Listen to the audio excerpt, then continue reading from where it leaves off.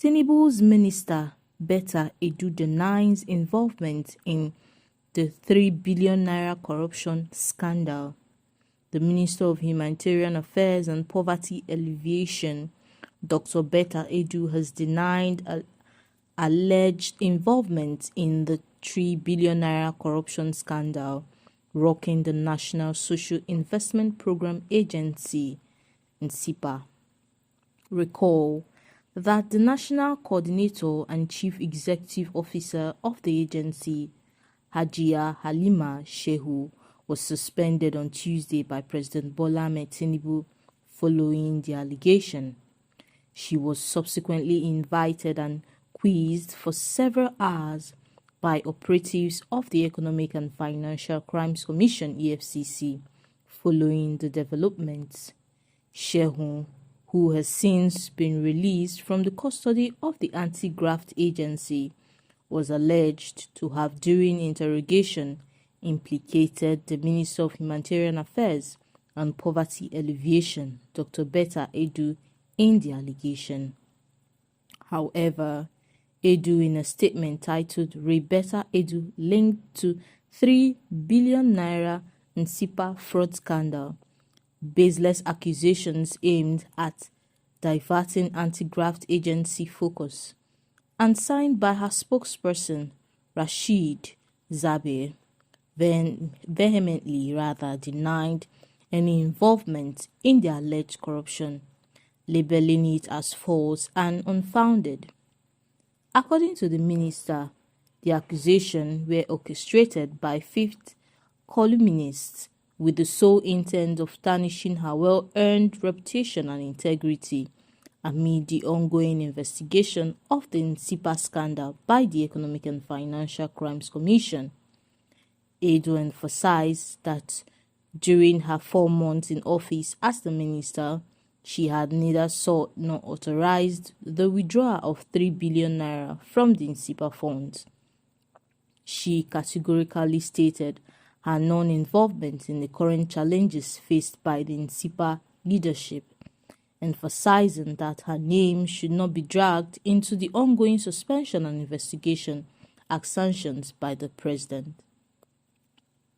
The statement read, "The Honorable Minister for Humanitarian Affairs and Poverty Alleviation, Dr. Betta, is fully aware of the baseless allegation suspected to be instigated by certain individuals with ulterior motives aimed at implicating her in the ongoing investigation into the NSIPA scandal by the anti-graft agency.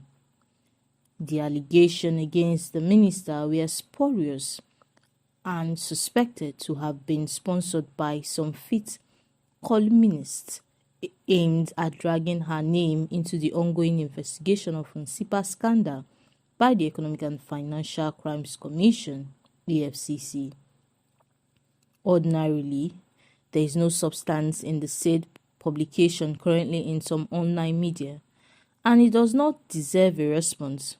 But there is a need to set the record straight for Nigerians and followers of the current development in NSIPA under the Ministry of Humanitarian Affairs and Poverty Alleviation to be properly informed," the statement read in part.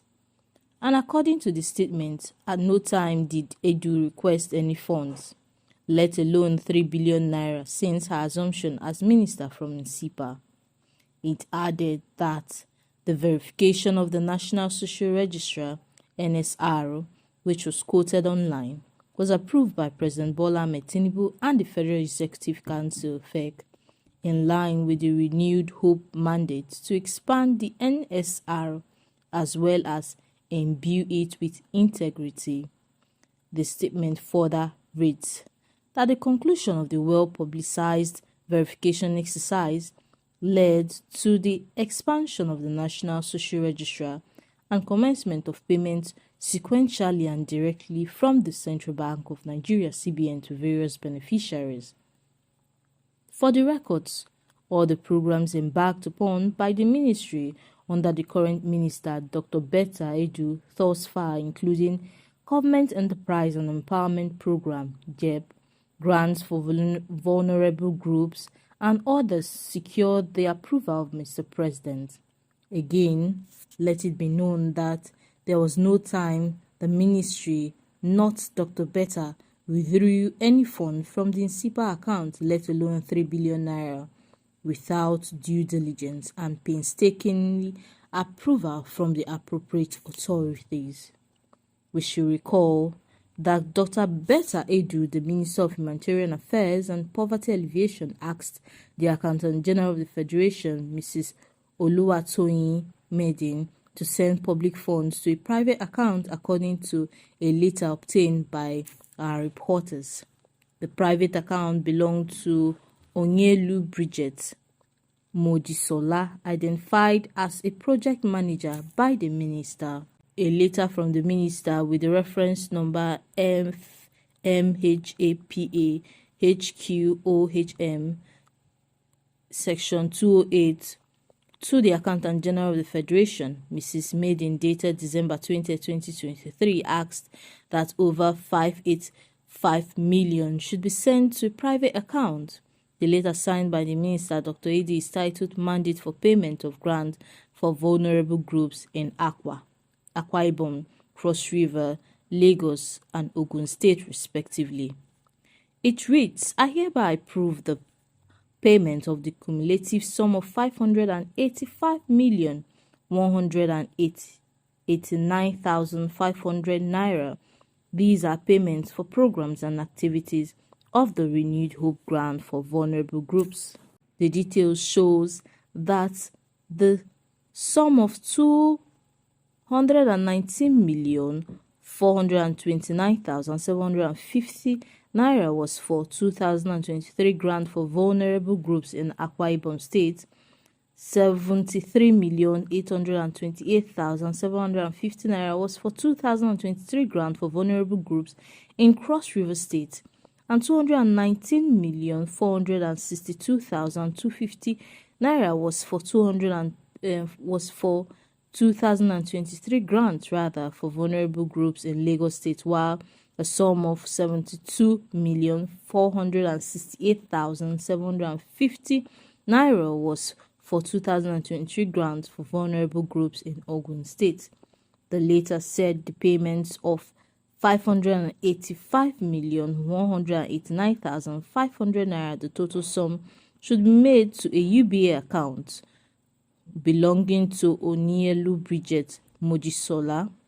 This payment should be made from the National Social Investment Officer account with account number 002020846137 to the project accountant's details listed above, it added.